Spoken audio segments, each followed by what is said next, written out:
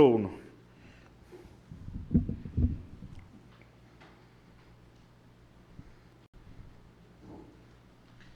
Vamos a dar continuación a nuestro estudio sobre este libro, y hoy vamos a ver un segundo tema, el cual he titulado Jehová dio y Jehová quitó, sea su nombre bendito, aludiendo a las palabras célebres de Job en medio de su dolor.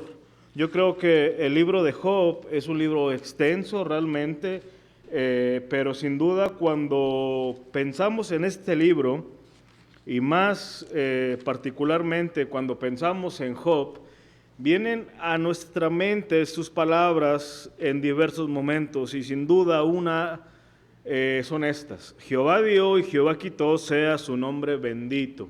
Así que vamos a exponer los versículos 6 al versículo 22. Y quisiera empezar diciendo lo siguiente, a manera de pregunta: ¿cuál debería ser nuestra respuesta ante las inclemencias? ¿Cuál debería de ser nuestra respuesta ante la inclemencia? El hombre natural, aquel que no conoce a Dios, que no está en Cristo, sin darse cuenta muchas veces busca dentro de su razonamiento, dentro de un pensamiento filosófico, la respuesta a su dolor. El hombre busca dentro de ese razonamiento encontrar sentido a lo que vive, pero esa búsqueda sin duda es vana, pues solamente Dios y el Evangelio pueden dar sentido y propósito a la vida del hombre. Esa es una realidad. Eso incluye los momentos de dolor. Así que solamente Dios y el Evangelio de nuestro Señor Jesucristo pueden dar sentido y propósito a la vida del hombre. Solo aquel que está en Cristo puede hallar propósito y esperanza en el dolor. En los momentos de desesperanza es que puede tener una razón para vivir y para seguir adelante. Y la historia de Job, en particular este capítulo, nos manifiesta esta verdad. Así que vamos a ver estos versículos en 3 pequeños segmentos. Veamos en primer lugar, hermanos, en esta noche, para avanzar rápido, la particular plática que se tiene sobre Job. La particular plática que se tiene sobre Job. Vamos a leer los versículos 6 al versículo 12 y luego empezamos a comentar y a exponer estos pasajes. Me siguen por favor con su vista. Estamos en el capítulo 1, los versículos 6 al versículo 12. Un día vinieron a presentarse delante de Jehová los hijos de Dios, entre los cuales vino también Satanás. Y dijo Jehová a Satanás: ¿de dónde vienes? Respondiendo Satanás a Jehová, dijo: de rodear la tierra y de andar por ella. Y Jehová dijo a Satanás: ¿no has considerado a mi siervo Job, que no hay otro como él en la tierra, varón perfecto y recto, temeroso de Dios y apartado del mal? Respondiendo Satanás a Jehová, dijo: ¿acaso teme Job a Dios de balde? ¿No le has cercado alrededor a él y a su casa y a todo lo que tiene? Al trabajo de sus manos has dado bendición, por tanto sus bienes han aumentado sobre la tierra. Pero extiende ahora tu mano y toca todo lo que tiene, y verás si no blasfema contra ti en tu misma presencia. Dijo Jehová a Satanás: he aquí, todo lo que tiene está en tu mano, solamente no pongas tu mano sobre él. Y salió Satanás de delante de Jehová. Sin dudas es una de las conversaciones más particulares que hallamos en la Biblia sobre la vida de un personaje. La semana pasada les decía que había muchos argumentos para sostener que cuando la Biblia habla de Job se está refiriendo a un personaje histórico, a un hombre real que verdaderamente existió y verdaderamente vivió esto que estamos leyendo. Ahora, estos versículos que acabamos de leer son tan importantes para la comprensión de nuestro tema, no solamente para el de hoy, sino del todo el libro. Existe en el libro de Job 2 escenas en las que aparece una conversación en las alturas entre Satanás y Dios. Una está en el capítulo 1 y la otra está en el capítulo número 2. Ahora, cuando leemos esto, hermanos, nosotros nos exponemos a la tentación de perder de vista el verdadero énfasis de nuestra historia por prestar más atención a ciertos detalles tan atrayentes que se nos presentan aquí de manera muy inferida, y como no es nuestro propósito atender esos detalles, me limitaré a destacar tan solo algunos aspectos de esta conversación. En primer lugar, dentro de este primer punto, que es la plática sobre Job, quisiera destacar el significado de la palabra Satanás. Les he dicho que hay dos ocasiones en las que Dios y Satanás tienen una conversación, tanto en el capítulo 1 como en el capítulo 2. Durante estas dos escenas, la palabra Satanás se menciona 14 veces. Y por la manera en que está escrita esta palabra en el idioma original, nos da la idea que más que un nombre, la palabra Satanás es un título. Es un título. Satanás es un título. Lo que significa el adversario. Cada vez que leemos la palabra Satanás, se nos está diciendo que este personaje ostenta el título de adversario, el gran oponente y enemigo.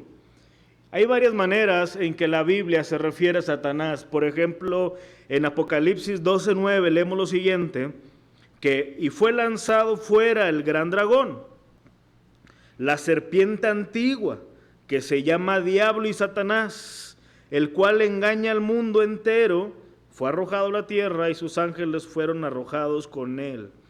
Así que tenemos que tener en la mente a un adversario, que se le llama de diversas maneras. En el libro de Apocalipsis se nos presenta como la serpiente antigua, como aquel dragón.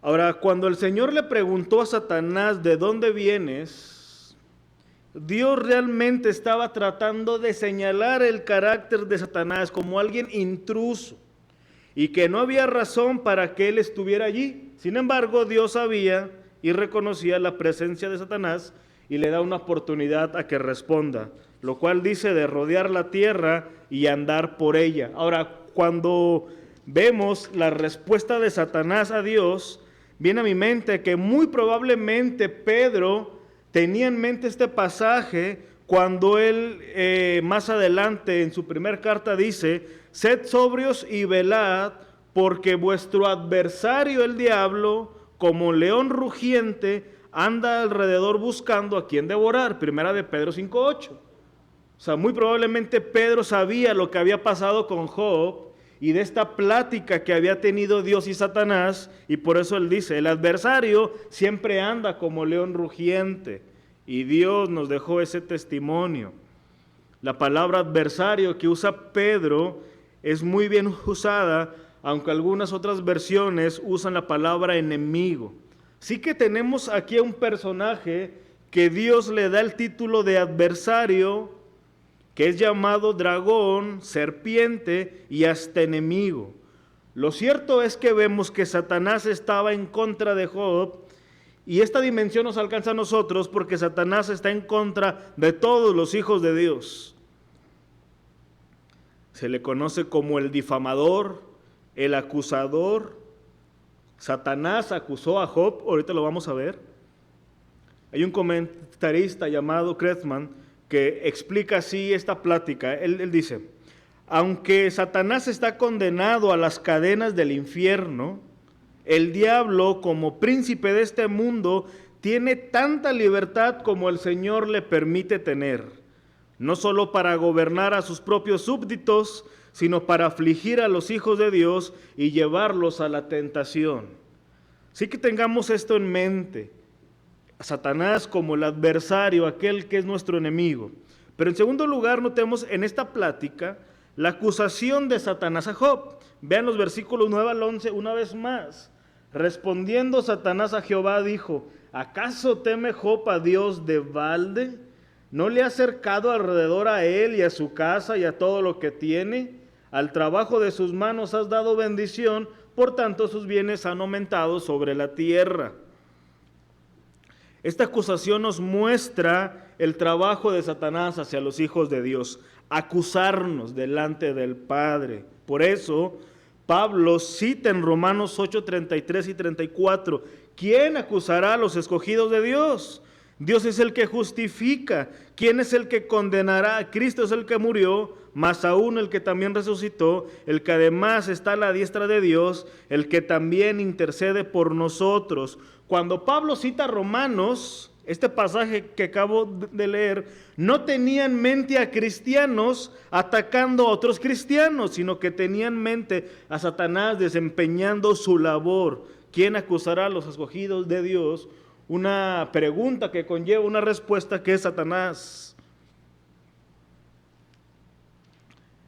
Una vez que Dios elogia a Job, dice, este es un varón recto, este es un varón justo, ya hablamos de su carácter la semana pasada, pero una vez que Dios dice eso, Satanás tuvo el atrevimiento de replicar a las palabras de Dios.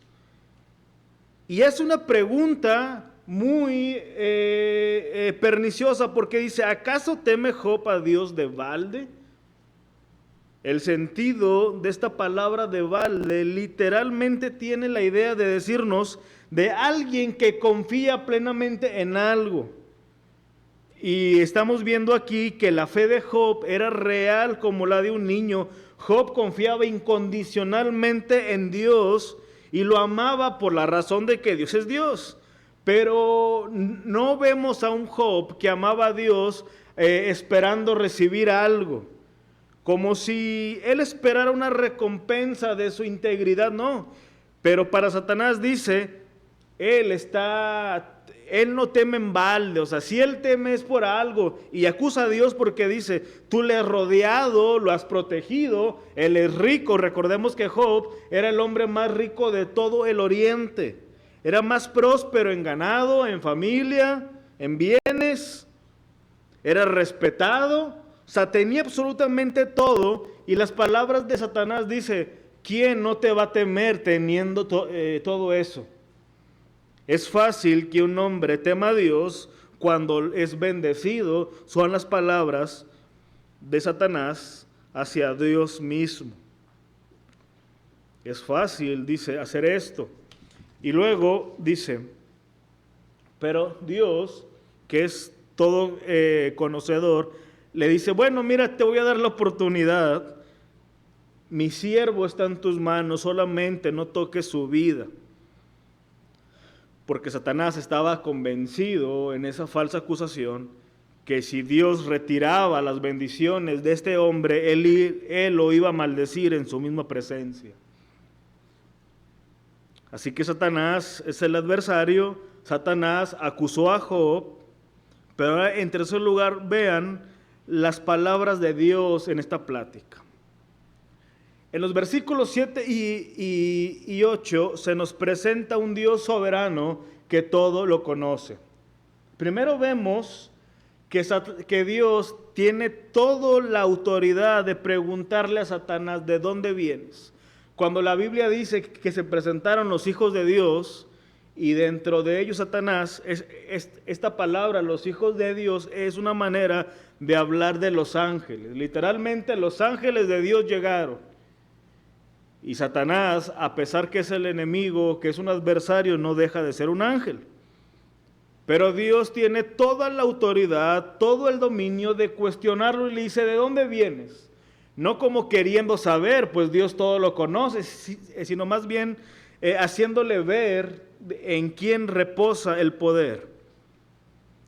Ahora, recordemos esto, hermanos. Satanás no es omnisciente.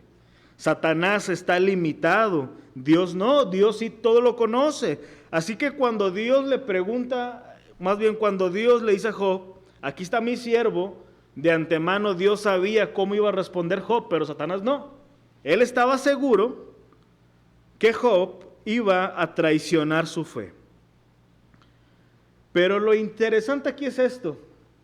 ¿De quién fue la iniciativa de probar a Job? De Dios, no fue de Satanás. Dios le dice a Satanás, ¿no has considerado a mi siervo Job? ¿No has considerado a mi siervo Job? Dios no necesitaba saber de qué estaba hecho Job en cuanto a su fe. Dios todo lo conoce. Pero Job sí necesitaba conocer a profundidad lo que había en su corazón y qué tan firme estaba su fe en el Señor. He dicho que Satanás no es omnisciente y él estaba seguro que muy probablemente Job iba a maldecir a Dios. Ahora, esta iniciativa que Dios toma para probar a Job, nunca debemos divorciarla del carácter justo y benevolente de Dios. Hermanos, Dios es soberano, pero Dios también es justo y Dios también es bueno. Esto es muy importante porque al meditar sobre la manera en que Dios obró en la vida de Job, alguien rápidamente pudiera decir, no había necesidad de probar de esta manera a Job. Dios pudo haber hecho una cosa distinta a quitarle todos sus bienes y hasta su propia familia. Y aquí es donde nosotros tenemos que pensar lo siguiente. Dios siempre sabe lo que hace, y no me refiero solamente en un plano de conciencia, sino también a sus propósitos y sus motivaciones. Los propósitos de Dios son totalmente sabios y las motivaciones de Dios son totalmente santas. Dios no obra en incertidumbre y duda, sino con certeza y veracidad, pues todo lo que Dios hace es bueno y justo. Por eso, hermanos, insisto, y estaré diciéndolo muchas veces, no debemos de perder de vista que los designios de Dios provienen de su soberanía, pero también de su sabiduría, de su amor, de su justicia, de su inmutabilidad y de todo lo que es Dios. Déjame te lo explico de esta manera. Dios no se quita algún rasgo de su carácter al ejecutar sus planes. Dios siempre es Dios plenamente. Es por eso que aunque no lo decimos con estas palabras, nosotros creemos y enseñamos a la aceidad de Dios. ¿Qué quiere decir esto? Déjame lo explico de esta manera. Y voy a citar al John Owen. Los atributos de Dios, que solo parecen ser cosas distintas en la esencia de Dios, son todos esencialmente iguales entre sí. Y cada uno es igual a la esencia de Dios. Esto significa que el amor de Dios es el amor por el que Él ama, la sabiduría por la que Él es sabio, el poder por el que es poderoso, y así no pudiéramos ir hablando de cada una de sus perfecciones. Así que no hay un atributo de Dios que se sobreponga a otro. A veces algunos intentan poner una perfección de Dios y unificar todas las demás bajo esta, y es un error. Dios es un todo completamente. Dios es 100%, no está compuesto, no está dividido. Así que Dios no es más amor que justicia. Dios no es más santo que misericordioso. Dios es totalmente Dios en su pleno de ser. Y digo esto porque al contemplar cómo Dios obró en la vida de Job, estamos viendo que Dios nunca dejó de ser amoroso y bueno. Dios nunca dejó de ser sabio. Dios nunca dejó de ser lleno de gracia. Cuando Dios se revela a Moisés, Él dice, yo soy el que soy. No especifica nada en particular, ocultando así lo incomprensible que Él es para el hombre. Simplemente Dios es su propio ser. Esta verdad, hermanos, debemos de tenerla siempre presente y de manera más especial en los momentos que atravesamos dolor y cuando somos probados. Cuando nos llega la duda y el despropósito, debemos traer a nuestro corazón al Dios soberano, al Dios que es amor, al Dios que es justo, al Dios que es benevolente, por mencionar algunas cosas. Es muy importante esto, porque en todo lo que Dios hace no hay despropósito alguno. No hay motivaciones impuras, no hay propósitos incorrectos, sino que todo lo que Dios hace es bueno y perfecto, y eso nos debe de llevar a verdaderamente descansar. Decíamos la semana pasada que Dios no es un tirano, que cuando nosotros pensamos en el Dios soberano y aquel que teme a Dios, no debemos de tener una imagen de un esclavo que le teme a su amo en el sentido de que el amo lo puede lastimar, no, sino que nosotros tememos a Dios en el aspecto de fallarle a aquel que nos ha salvado. Es interesante que Dios dice de Job que era un hombre justo y que él es su siervo. Cuando vayamos avanzando en el estudio del libro de Job, vamos a exponernos a los argumentos de sus amigos, y más de un argumento que va a presentar los amigos de Job pueden llegar a convencernos de que su percepción era la correcta. Y es ahí cuando no debemos de olvidar que Dios dijo de Job que era un hombre justo. Así que aunque la fe de Job llegó a estar en crisis, y aunque por momentos lo vamos a ver titubear, nunca debemos de perder de vista que Job siempre fue un auténtico hijo de Dios y un hombre justo a los ojos de Dios. Y lo menciono por lo siguiente: las crisis de fe, las dudas durante las aflicciones y las incertidumbres que éstas generan podrían rápidamente llevarnos a pensar que aquel que las vive no es un creyente. Inconscientemente asumimos que las luchas espirituales, por ejemplo, alguien que realmente lucha con un pecado en particular, o hasta alguien que lucha por congregarse, son únicamente luchas para aquellos que andan en pecado o que son tan carnales, y olvidamos, hermanos, y no consideramos que muchas de esas luchas son las evidencias muchas veces más fuertes de una auténtica fe, de alguien que realmente busca agradar a Dios a pesar de no comprender sus designios o a pesar de las aflicciones y dolores presentes. Muchas veces tomamos el rol de esos amigos y rápidamente decimos, este no puede ser un auténtico creyente. Bueno, hemos visto en primer lugar esa plática tan particular de Dios y Satanás sobre Job. Ahora, en segundo lugar, veamos, hermanos, la repentina desgracia de Job. La repentina desgracia de Job. Vean el versículo 13 y me siguen con su vista. Y un día aconteció que sus hijos e hijas comían y bebían vino en casa de su hermano el primogénito. Y vino un mensajero a Job y le dijo: estaban arando los bueyes y las asnas paciendo cerca de ellos, y acometieron los sabeos y los tomaron y mataron a los criados a filo de espada. Solamente escapé yo para darte la noticia. Aún estaba hablando cuando vino otro que dijo: fuego de Dios cayó del cielo, que quemó las ovejas y a los pastores y los consumió. Solamente escapé yo para darte la noticia. Todavía estaba hablando, y vino otro que dijo: los caldeos hicieron 3 escuadrones y arremetieron contra los camellos y se los llevaron y mataron a los criados a filo de espada, y solamente escapé yo para darte la noticia.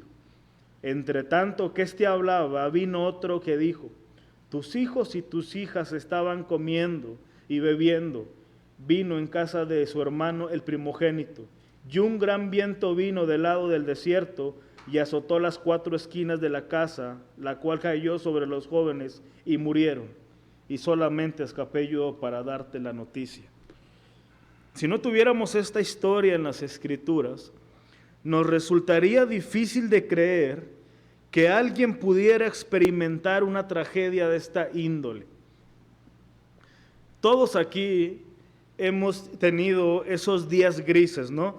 Que nada nos sale como quisiéramos, que te despiertas, no hay agua caliente, ya tienes prisa, el carro no prende, llegas tarde, hay algo mal ahí en tu trabajo, hay un problema en tu familia. O sea, todos tenemos y hemos pasado esos días que decimos, bueno, hoy no fue un buen día. Pero aquí no estamos hablando de un día gris o de una semana gris. Aquí estamos hablando de un hombre que repentinamente lo perdió todo, todo, todo, todo. Imagínate, ponte en un lugar en la persona de Job. Cuando llegó el primer criado y le dijo, se llevaron a las ovejas y pasó esto, quizás él pensó, bueno, tengo más animales, no hay tanto problema, o sea, sí me duele, pero no hay tanto problema. Mataron a más criados, bueno, conseguimos más, hay más dinero. Pero quizás cuando llegó el último y le dijo, tus hijos también murieron. El dolor y la tragedia era gradual, iba aumentando, aumentando. Yo sé que hoy, si alguien nos dijera, mira, de que vas a sufrir, pero te están dando la oportunidad que elijas cómo sufrir. Así que dentro de todo lo que tú tienes, elígeme 5 cosas que hoy vas a perder. Tú dirías, bueno, no sé, mi casa, mi trabajo, algún bien, este carro ya está muy viejo, etcétera, etcétera. Tú puedes decir cosas, pero sin duda nadie diría mis hijos y mi familia, o mis padres, o mi salud. Había muchas cosas que nosotros resguardamos tanto que no quisiéramos nunca perderlas. Cada vez que paso por esta historia, no dejo de pensar que hasta antes que llegara el primer mensajero a Job, era un día como cualquier otro. Quizás Job venía de ofrecer ofrenda por sus hijos, porque esta era su práctica. Nos dijo en el versículo 5 que él iba todos los días a ofrecer ofrenda por sus hijos, porque quizás ellos hubieran maldecido a Dios en sus corazones. Así que quizás Job venía de tener ese tiempo de comunión con el Señor, de haber dicho, Dios, aquí están mis hijos, no quisiera que te ofendieran, ayúdame a permanecer íntegro y ser buen testimonio a ellos y a mi esposa. Quizás él venía así, o quizás él venía de aconsejar a alguien, porque recordemos que en el capítulo 29 se nos presenta a un Job que era totalmente respetado. Aún los príncipes callaban delante de Job. No lo sabemos. Lo que sí podemos estar seguros es que Job no esperaba que ese día fuera tal desgracia. Y la verdad es que nadie está preparado para las desgracias. Nadie sabe cómo pasar el dolor. De hecho, nosotros tenemos el testimonio ya completo, pero Job no. Él no tomó un curso, 1, 2 y 3, cómo enfrentar las pruebas, cómo enfrentar el dolor. No lo pasó así. Así que tenemos un día repentino. Nadie se despierta e inicia su día pensando, hoy va a ser el peor día de mi vida.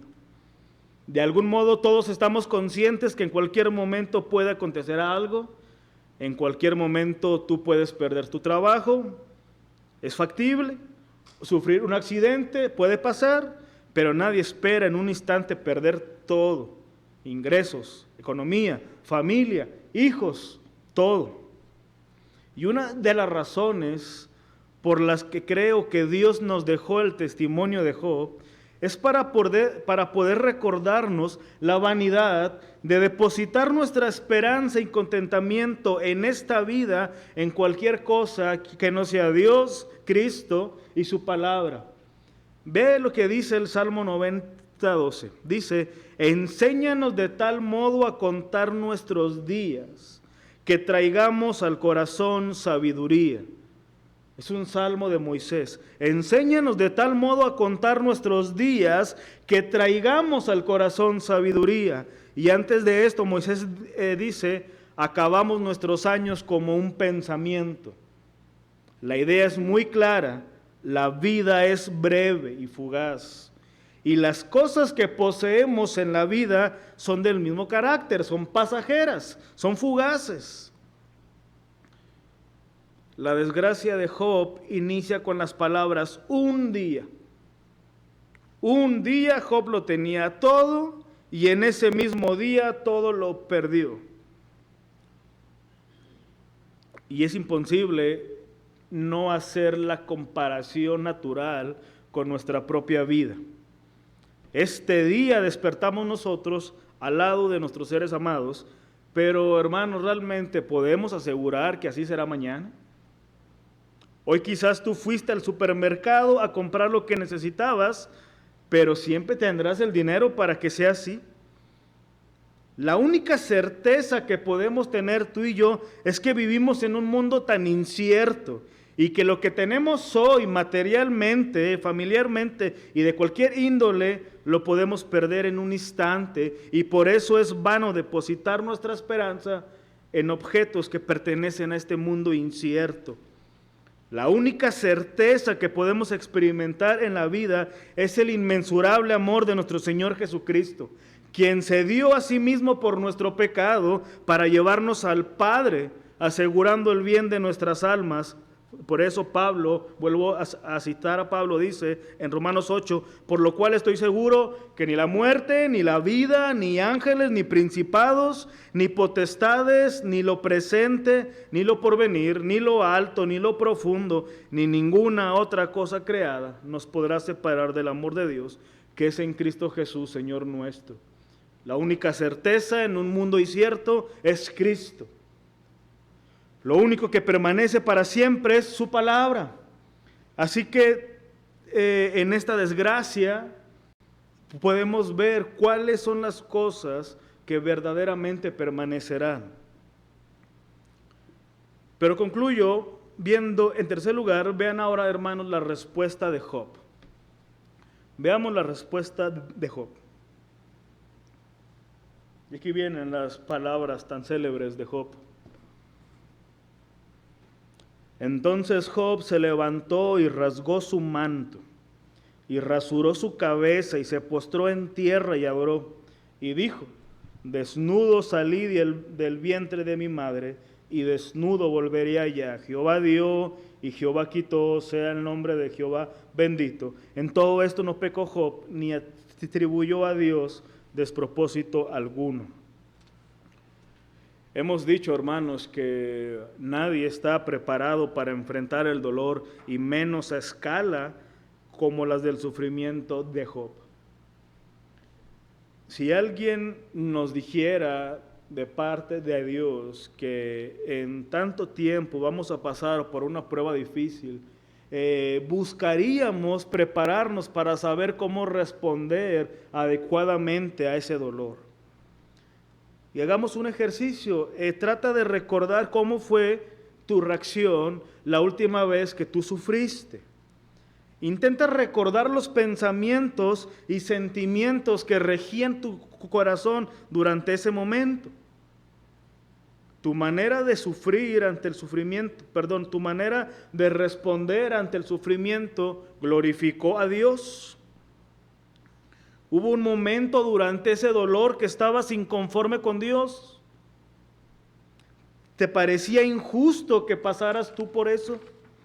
¿Creías que había otros que merecían sufrir antes que tú sufrieras? Sin duda, cuando pasamos por esos momentos de crisis, llegamos a pensar y a decir cosas que en otras circunstancias jamás pensaríamos y jamás diríamos.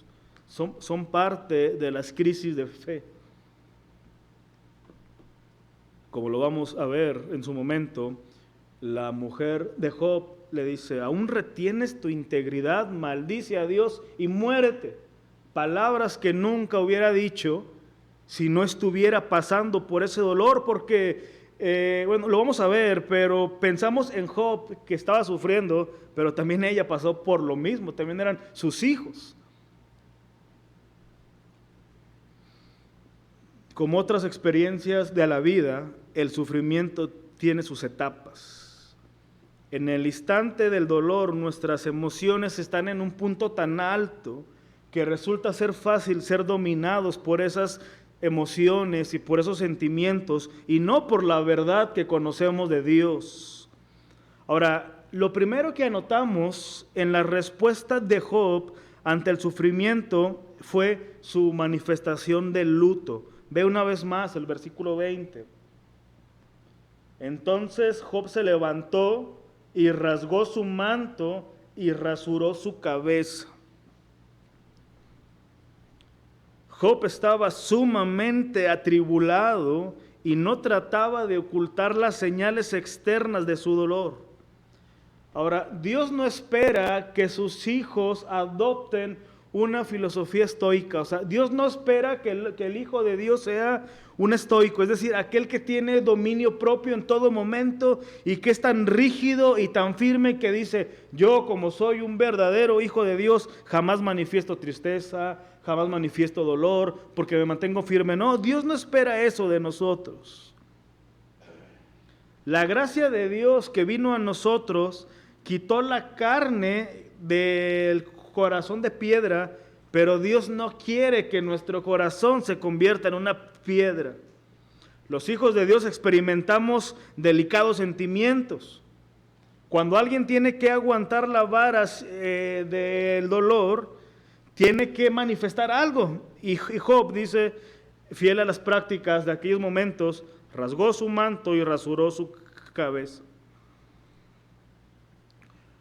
Ahora, cuando nosotros experimentamos esas emociones y esos sentimientos, nos es útil recordar a nosotros que parte de la manera en que fuimos creados fue dotándonos de emociones. Cuando la Biblia dice que Dios nos hizo a su imagen y semejanza, nos está diciendo que así como Dios tiene una voluntad, así como Dios tiene emociones, hizo al hombre en la misma manera. Y el propósito es que nuestras emociones glorifiquen a Dios, que nuestros sentimientos glorifiquen a Dios. Dios no quiere erradicarnos de ellas, más bien que las pongamos bajo el dominio de Cristo para que con la tristeza, con la alegría, con cualquier cosa que el hombre pueda experimentar, Dios sea glorificado. Nuestro pasaje dice que en todo lo que Job hizo, en cuanto a su luto, en todo esto no pecó Job. Así que el rasgar su manto, el rasurar su cabeza, no fueron muestras de que Job estaba pecando, eran señales de que él estaba de luto. La tristeza puede ser buena porque nos conduce a glorificar a Dios. ¿Y cómo es eso? Cuando la tristeza es dada al Señor, podemos ver que Dios mismo es el único canal en el cual podemos permanecer para ser verdaderamente consolados. La tristeza que según Dios nos lleva a Cristo. Mira lo que dice Pablo, 2 Corintios, capítulo 1, versículo 3 al 5.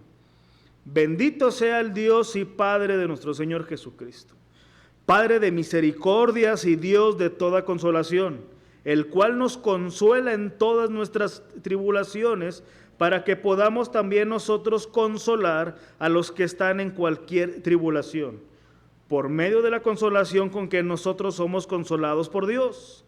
Porque de la manera que abundan en nosotros las aflicciones de Cristo, así abunda también por el mismo Cristo nuestra consolación. Así que la tristeza en medio del dolor nos debe de llevar a Cristo.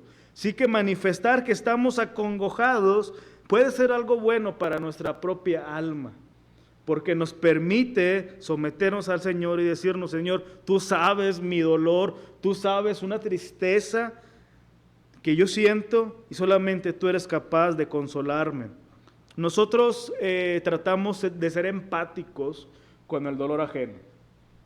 Cuando vamos a un funeral, le decimos a la persona nuestro más sentido pésame y tratamos de ser sinceros y empatizarnos, pero siendo muy honestos, nadie puede sentir lo que la otra persona siente. Quizás hemos pasado por alguna situación muy similar y podemos tener una idea, pero no podemos sentir lo que la persona siente. Pero nuestra esperanza no es que alguien sienta lo que yo siento. Nuestra esperanza es que el Señor conoce mi dolor y que el Señor no es ajeno a lo que yo siento. Dios no está lejos de nosotros. Dios es un Dios que se acerca y nos consuela. Pero en segundo lugar, notemos en esta respuesta que Job adoró en medio del dolor. Así dice nuestro pasaje. Rasgó su manto, rasuró su cabeza y se inclinó y adoró. Es de gran testimonio observar que cuando Job pasó por aquel momento tan trágico, adoró. Job no refunfuñó, no maldijo, no cuestionó a Dios, no empezó a levantar oraciones imprecatorias, sino que simplemente adoró. Lo mejor que puede hacer un hijo de Dios en la aflicción es adorar al Señor. Especialmente esa adoración que consiste en someter lo que estamos pasando a Cristo. Someternos a la voluntad divina y poder replicar las palabras que más adelante Job va a decir cuando él dijo, aunque él me matare, en él esperaré. Adorar en medio de la aflicción significa reconocer que Cristo está reinando en nuestra propia vida. Adorar en la aflicción es no titubear al pensar que Dios ha dejado de amarnos, aunque esté permitiendo que pasemos por ese dolor, porque vamos a ser conscientes que la única manera de verificar el amor de Dios es en el Calvario. Adorar en medio del dolor es reconocer que Dios es soberano y que cumplirá su propósito en nosotros, y ese es nuestro mayor consuelo en esta vida. Ese tipo de adoración que consiste en someternos a la voluntad de Dios se manifiesta también sometiendo nuestras emociones y sentimientos bajo el dominio de Cristo. Y lo vuelvo a decir, de tal manera que cuando estamos afligidos y adoramos, lo que predominará ya no va a ser mi sentimiento, no lo puedo quitar de allí. Allí va a estar presente, pero lo que va a predominar es la verdad que yo creo de Dios. Por eso los sentimientos no son hechos, son sentimientos. Por eso es que Job termina esta primera escena diciendo, desnudo salí del vientre de mi madre, y desnudo volveré allá. Jehová dio y Jehová quitó, sea el nombre de Jehová bendito. Permíteme concluir trayendo algunas consideraciones rápidas a las palabras finales de Job. Las primeras palabras que Job dice son sin duda para nosotros, hermanos, y de una manera muy aplicativa, un antídoto para la tendencia de amar todo lo que hay debajo del sol. Las primeras palabras que Job dice son un antídoto para nuestra tendencia de amar todo lo que hay debajo del sol. Salomón en el libro de Eclesiastés nos habla sobre la vanidad de aferrarse a cosas materiales. Además añade que es don de Dios el disfrutar de esos bienes. No todos logran disfrutar el fruto de su trabajo. Lo cierto es que Job concluye que de la misma manera en que llegó al mundo, así también se irá de él desnudo. Desnudo llegué y desnudo me voy, no me llevo nada. Todo lo que logramos tener en la vida no tiene como objetivo, hermanos, crear un vínculo entre nosotros y el mundo, sino nos debería de llevar a ver la bondad de Dios, que si no fue poca cosa que el Señor nos salvara en su gracia, aún a pesar de todo esto, el Señor nos sigue bendiciendo y permitiendo disfrutar de buenas cosas. Tu familia es una bendición, tu trabajo es una bendición, tu economía es una bendición, tu coche es una bendición, pero no es el propósito que te enamores de ella, sino que el fin es ver a Dios y no a los bienes. Esa es la gran enseñanza práctica de estas primeras palabras. Si logramos ver de esa manera nuestra propia vida, vamos a concluir esto. Dios es un Dios tan bueno que nos ha dado esto y nos ha permitido disfrutar de todas estas bendiciones. Pero ahora el mismo Dios bueno ha decidido quitarnos tal bendición. Sea su nombre bendito, porque sabemos que nada nos pertenece. Él es sabio, Él sabe lo que mejor hace. Pero una última consideración es esta. Si desnudos llegamos, si desnudos nos vamos, y si está en Dios el que tengamos o se nos quite algo, ¿No deberíamos, hermanos, de evaluar hacia dónde están dirigidos nuestros mayores esfuerzos? ¿Para qué estamos trabajando principalmente? ¿Para tener tesoros aquí o tesoros en el cielo? Jesús dijo esto: no os hagáis tesoros en la tierra, donde la polilla y el orín corrompe, y donde el ladrón las mina ni hurtan. Mas haceos tesoros en el cielo, donde ni polilla ni orín corrompe, y donde ladrones no minan ni hurtan. Porque donde está vuestro tesoro, allí también estará vuestro corazón. Dios quiere principalmente nuestro corazón, un corazón que se complace a Dios, que busca agradarlo en todo momento. Eso incluye en dónde estamos haciendo tesoros, y eso incluye a pesar de toda aflicción. Vamos a orar, hermanos, en esta noche.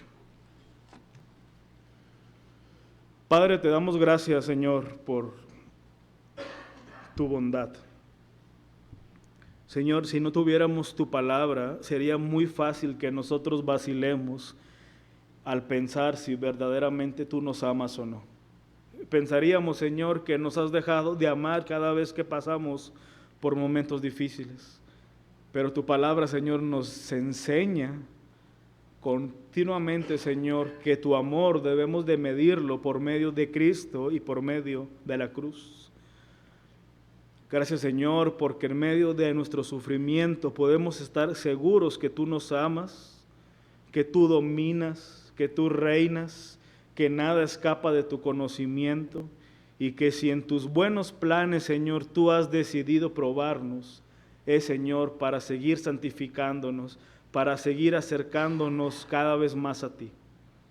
Ayúdanos, Señor, a tener esta verdad como una convicción personal, que la podamos abrazar y que en eso, Señor, tú seas honrado. Gracias, Señor, en el nombre de Jesús. Amén.